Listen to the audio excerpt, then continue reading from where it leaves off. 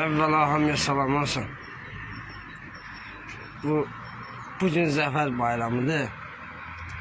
Bayaq bir dənə maşın gördüm keçən. Prado Land Cruiser.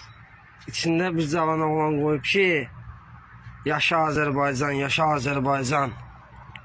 Zəfər günündə Zəfər günü qeyd edirlər 444 nömrə ilə. Amma bugünkü gündə o Zəfər günün bunlara yaşadan, bu Azərbaycana yaşadan oğullar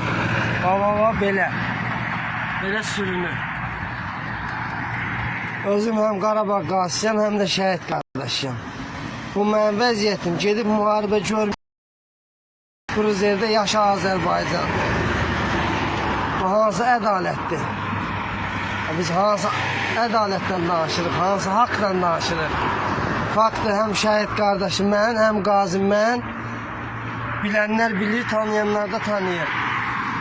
Amma Prado'nun içində oturan, Land Cruiser'in içində oturan müharibə nədir görməyib.